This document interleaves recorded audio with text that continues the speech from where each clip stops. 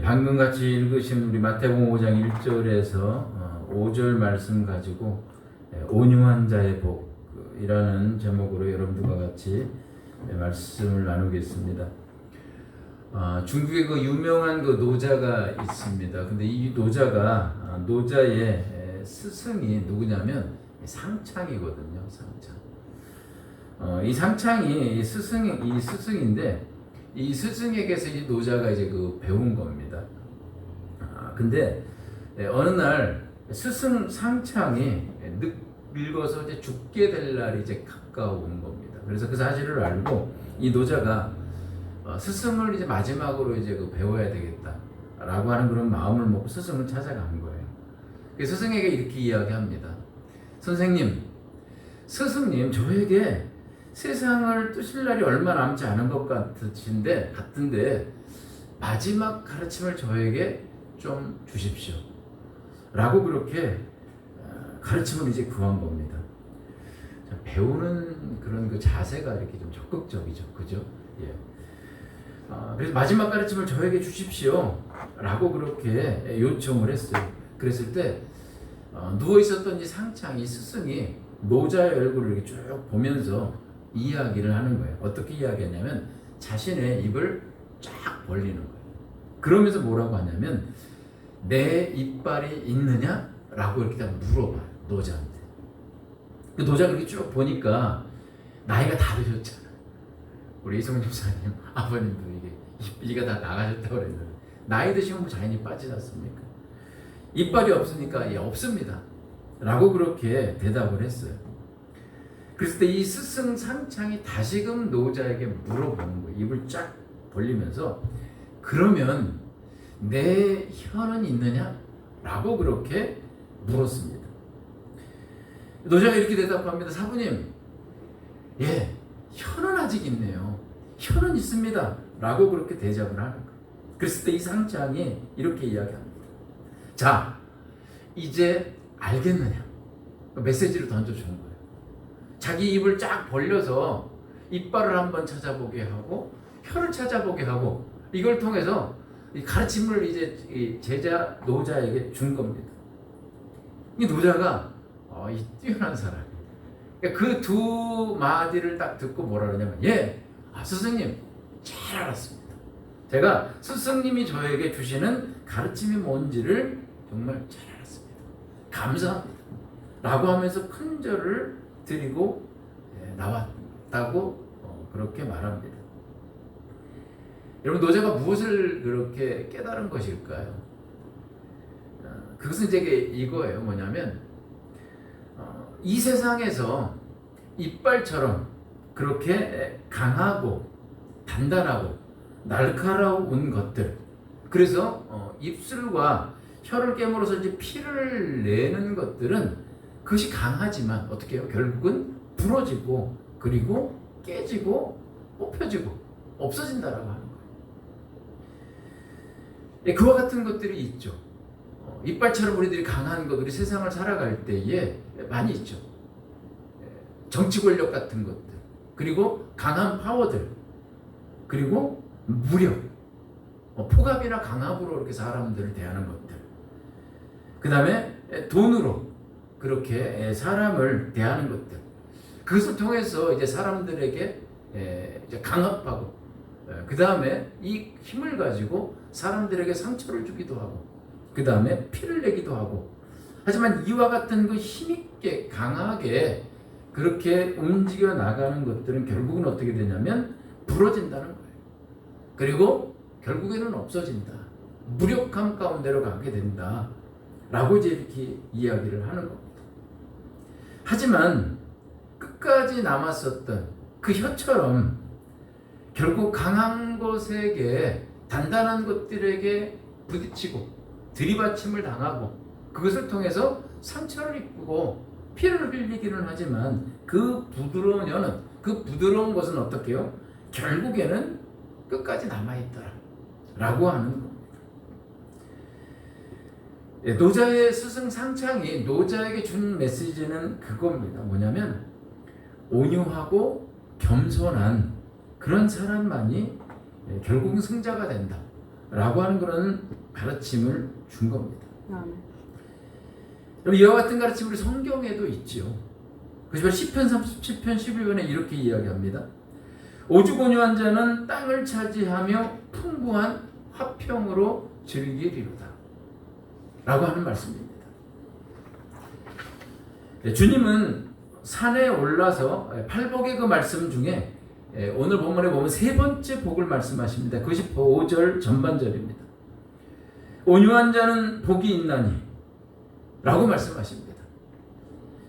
여기서 온유하다라고 하는 그 말은요, 히브리어로 아나부입니다. 그 뜻은 뭐냐면 가난한, 비천한, 그리고 괴로움을 당하는, 겸손한이라고 하는 뜻입니다. 즉 온유한 자에 대한 일반적인 그런 의미는 뭐냐면 억눌리고 속임을 당하고 착취를 당하지만 거기에 대해서 대처를 하지 못하는 거예요. 그리고 무력하게 그렇게 당하는 사람, 이것을 묘사하는 데 주로 사용되어졌습니다. 하지만 성경은요, 이런 일반적인 그런 의미에서 한 걸음 더 나가요. 아주 적극적인 그런 의미를 우리들에게 알려주는데, 그것은 뭐냐면 고난과 핍박 속에서도 겸손하게 하나님의 도움을 끝까지 바라보는 겁니다.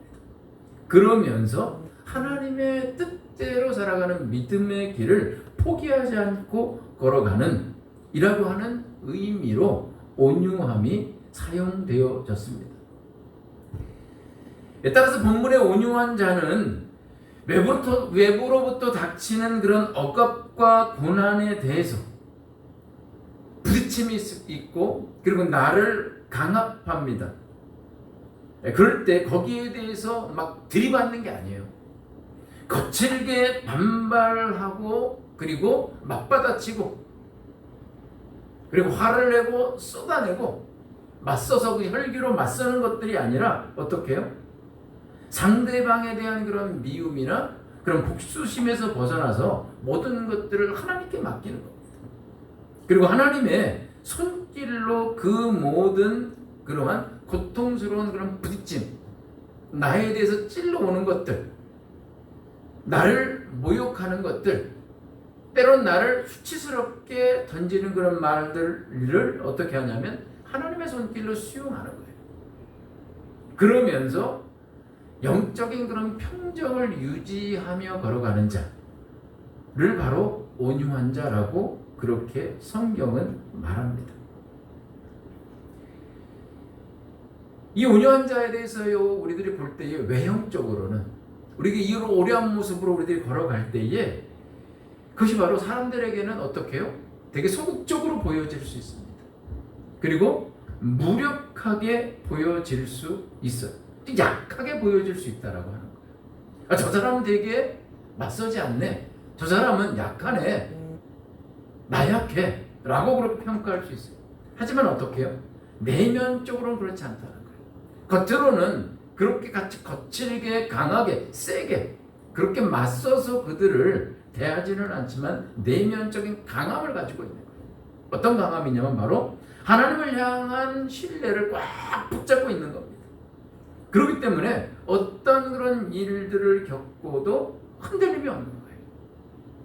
요동하지 않고 왔다 갔다 하지 않고 외부적인 어떤 그런 일들이 겪어질 때 그것으로 인해서 막 그렇게 널뛰듯이 올라갔다가 내려갔다라고 하면서 어떤 때는 막 무너져 버리고 길을 잃어버리고 라고 하는 것이 아니라 하나님을 향한 그러한 굳어진 그런 심지, 그 굳은 심지로 일관성 있게 하나님의 뜻을 위해 걸어가는 사람이 바로 온유한 사람인 겁니다.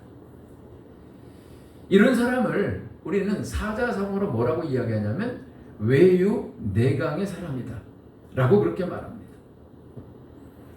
이런 외유내강의 사람은 참 무섭습니다. 그리고 강한 그런 내공으로 연마되어진 사람입니다. 그것이 바로 온유한 사람인 거죠. 근데 이런 온유함은요, 생리적인 자질이 아니라는 거예요. 생리적인 자질이 아니라 만들어진 자질이고 우리가 연마해야 될 자질이다 라고 하는 점입니다. 여기서 우리는 팔복의 세 번째 복인 이 온유함의 복이 두 번째 복인 애통하는 자와 연결되어져 있다. 그리고 그 애통하는 자의 복 다음에 이 온유한 자의 복이 이어진다 라고 하는 점을 우리들은 상기해야 합니다. 즉 애통하는 자의 단계를 우리들이 밟아야지 어떻게 해요? 온유한 자의 단계를 향해 나아갈 수 있다라고 하는 겁니다. 지난 시간에 그 애통하는 자에 대해 우리들이 배웠을 때 어떤 사람이 애통하는 자인가라고 이야기할 때 우선은요, 자신이 겪는 그런 고난으로 인해서 하나님 앞에 그 고난의 문제를 들고 나가서 하나님 앞에 눈물을 흘려 기도하는 거예요. 그 하나님 앞에 그 고난의 문제를 가지고 씨름하며 하나님의 도우심을 구하는 그런 한나와 같은 자입니다. 그 첫 번째 바로 애통하는 자라고 하면 실질적으로 거기에서 애통하는 자라고 할 때에 두 번째 이 의미가 더욱더 커요. 그것은 어떤 의미냐면 바로 자신의 죄를 바라보는 거예요. 자신 안에서 자리 잡고 있고 그리고 여전히 힘을 바라고 있는 자신 안의 그 죄악과 죄성을 바라보는 겁니다. 그러면서 그것으로 인해서 고통스러워하며 하나님 앞에 회개하는 거죠. 이게 바로 애통하는 자예요. 우리가 하나님을 믿게 되면 하나님께서 우리들에게 행하시는 일이 있어요. 그래서 뭐냐면 바로 우리들을 새롭게 하시는 거예요. 즉 우리 안에 옛세계를 허무십니다. 우리 안에 옛사람을 십자가에 못 박는 일들을 하세요. 옛성품들이 여전히 힘을 발하잖아요. 하나님은요 그것을 그냥 내버려 두지 않으십니다. 그 옛세계를 허무시고 하나님께서 다스리시는 그런 새로운 하나님의 나라를 우리 안에 예수를 믿는 자 안에 어떻게 해요? 구축해 나가는 일을 하신다는 거죠. 이것을 반드시 하세요. 이때 우리 안에 우리는 무엇을 해야 되냐면 우리의 죄를 바라봐야 되는 거예요. 그러면서 고통스러운 그런 회개와 몸부림을 통해서 우리 안에 그 옛세계를 허무는 그런 작업, 그 작업을 하나님과 함께 해나가야 하는 겁니다. 이것이 바로 애통이에요. 이게 바로 애통의 작업입니다. 자신의 죄를 바라보면서 그리고 자신의 그 죄성과 자신의 추악함 그리고 자신의 그 부패성을 내가 깊이 인식하는 겁니다. 그러면서 사도 바울의 고백이 내 고백이 되어지는 거죠. 오호라 나는 곤고한 사람이로다. 누가 나를 이 사망의 몸에서 건져내랴 라고 하는 탄식이 속에서 막 올려나오는 거예요. 저절로 그렇게 내 안에서 나오는 거죠. 하나님을 향한 기도가 되는 겁니다. 뿐만 아니라 이런 탄식과 아울러 날마다 자신의 그 죄악을 회개하면서 나를 십자가에 못 박아 죽이는 거예요. 이렇게 자신의 죄악을 그리고 부패성을 처절하게 우리들이 인식하며 회개하게 되어질 때 그럴 때 이 사람은요 우리는 자신에 대한 그런 타인의 평가에 대해서 관대한 사람이 되어집니다. 그리고 사람과의 관계에서 다툼이나 충돌 대신 온유함으로 대하는 사람이 되어집니다. 이게 바로 자신의 죄를 인식한 후 변화된 우리의 삶의 태도인 겁니다. 내가 나의 죄성을, 나의 그 부패한 것들, 나의 그 무가치한 것들, 내가 이렇게 참 못된 사람이구나. 내 안에 이것들이 여태까지 있어 이렇게 내가 작동되는 가운데 살았네 라고 하는 것을 인식한 사람은요 자신에 대해서 사람들이 그렇게 평가를 하고 하는 그러한 이야기들에 대해서 우리들은 어떻게 해요? 충돌하지 않는다는 거예요. 오히려 내가 그것을요 깊이 수긍하죠. 그래 나는 그런 사람이지. 그렇게 자신의 죄를 인식하는 변화된 그런 삶의 태도를 갖게 되어진다 라고 하는 겁니다. 근데 여기서 그치지 않습니다. 이것은요 외부적으로 또 다른 그런 자세의 변화를 우리들에게 가져다 줍니다. 그것은 뭐냐면 우리들이 예수를 믿고 살아갈 때에 평탄하지만 않잖아요. 그렇죠? 우리들이 다양한 그런 시련을 겪게 되고 고난을 겪게 되고 눈물 흘리는 그런 일들을 우리들이 당하게 되죠. 그런 이들 속으로 우리들이 들어가게 되어져요. 그럴 때 어떻게 합니까? 거기에 함몰되어지지 않는다. 오히려 하나님이 주시는 그러한 평안함과 하나님을 향한 그런 일관된 신앙의 길을 걸어가게 됩니다. 이게 바로 우리 안에 만들어야지 될 온유의 모습입니다. 이처럼 우리들이 온유함의 길을 걸어갈 때 그 온유함의 길을 걷는 자에게는 우리 주님은 뭐라고 말씀하시냐면 땅을 기업으로 받을 것이다 라고 그렇게 약속하셨습니다. 그게 바로 5절 하반절입니다. 그들이 땅을 기업으로 받을 것이며, 여기서 기업으로 받다라고 하는 말은 헬라어 클레로노메 수신입니다. 즉 상속하다는 뜻이에요. 유업으로 받다라고 하는 그런 뜻입니다. 그리고 이거 시브리어로는요, 하나님께서 이스라엘에게 약속의 땅 가나안을 나눠주시는 그 문맥에서 사용되어진 단어입니다. 이 용어인 거죠. 이거를 우리 현대적인 그런 의미로 우리들이 풀어본다면 이것은 어떤 의미냐? 하나님의 기업을 얻을 것이다. 땅을 하나님의 기업으로 얻는다라고 하는 것은 어떤 의미일까? 라고 할 때 그것은 이렇게 이야기할 수 있어요. 우리가 온유함의 길을 계속 걸어갑니다. 하나님 앞에 우리의 죄를 바라보면서 회개하고, 그리고 다양한 그런 하나님의 손길, 우리들을 빚어나가시는 그런 하나님의 다양한 손길들을 우리들이 잘 수용하면서 걸어가는 거예요. 그럴 때에 하나님께서 우리들에게 주시려고 하시는 그런 기업들이 있거든요. 우리를 빚어나가시려고 하는 그런 모습들이 있거든요. 우리 한 사람 한 사람을 향한 하나님의 계획가심이 있거든요. 즉 뭐냐면 이스라엘 백성들을 하나님께서 가나안으로 끌고 가려고 하셨던 것처럼, 가나안을 그들에게 주시려고 하셨던 것처럼 하나님께서 우리들에게 주시려고 하시는, 하나님이 그리시는 그런 계획들이 있거든요. 그게 바로 하나님의 기업이죠. 하나님의 은혜요, 하나님의 축복인 거예요. 근데 그것을 어떻게 해요? 그것을 우리들이 얻을 수 있다, 소유할 수 있다 라고 하는 겁니다. 그 지점까지 가게 되어진다는 말입니다. 즉 온유함으로 걸어갈 때 하나님이 주시려고 하시는 그 가나안의 축복을 얻게 된다는 뜻입니다. 우리들이 온유함의 그 길들을 걸어갈 때 중요한 것이 또 하나 있습니다. 그것은 뭐냐면 하나님의 섭리를 대하는 자세입니다. 온유는요, 평안과 그리고 부와 건강의 섭리를 줄 때만, 우리들에게 하나님의 축복이 막 쏟아질 때, 좋은 그런 꽃길을 걸어갈 때, 이럴 때만 하나님을 사랑하고 그리고 온유하게 순종하는 믿음의 길을 걸어가는 것이 바로 온유가 아니라는 거예요. 이 성경에서 주님이 말씀하시는 온유는 무엇이냐면, 내가 하나님을 믿게 되어질 때 이런 일들이 나에게 생겨지는 것이 내가 이해가 되어지지 않습니다. 모순되어 보여요. 그리고 나는 참 불행스럽게 보여져요. 내가 왜 이 불행한 그런 길을 걸어가야 되지? 내가 이 고난 속에 이 시간 가운데 내가 왜 있어야 되지? 라고 하는 그런 것들이 나에게 주어질 때도 어떻게 해요? 하나님에 대한 섭리를 내가 믿는 겁니다. 그러면서 아멘으로 내가 그 과정의 길을, 하나님을 의지해서 그 믿음의 길을 끝까지 걸어가는 그 모습이 바로 온유한 자의 모습입니다. 그러므로 주님께서 말씀하시는 온유한 자는 끈질긴 그러한 신앙의 지구력을 가진 자라는 것을 우리들이 알 수 있습니다. 성경에는 이런 사람들이 많죠. 많습니다. 두 사람만 소개를 해드리자면 바로 욥을 소개해드릴 수 있습니다. 욥은 많은 그런 고난을 당했습니다. 정말 우리들이 상상할 수 없는 그러한 불행을 당했습니다. 근데 그 고난과 불행이 그에게 덮쳐왔지만 이 욥은 어떻습니까?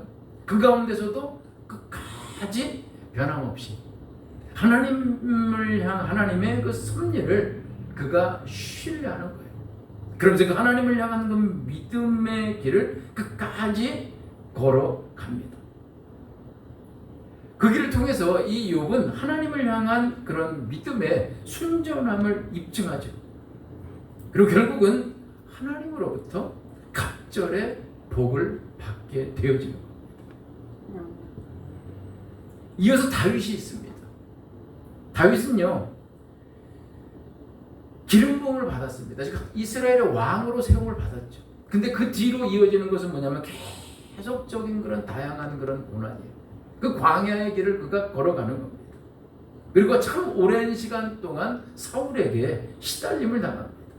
근데 그 가운데서도 다양한 그런 광야, 오늘은 이 광야, 내일은 다른 광야, 이렇게 이 광야 정하고 다양한 그런 광야의 여정을 거쳐가면서도 다윗은요, 하나님께 대한 그런 신뢰를 저버리지 않아요. 하나님을 굳세게 붙잡고 끝까지 놓치지 않고 걸어갑니다. 그러면서 다양한 그런 광야의 여정을 거쳐 나가는 것을 통해서 어떻게 해요? 다윗의 능력과 그릇이 점차 확장되어집니다. 그래서 어떻게 해요? 하나님께서 그를 세우고자 하시는 그 이스라엘의 왕의 자리에 그 지점에까지 그가 당도하게 되더라라고 하는 겁니다.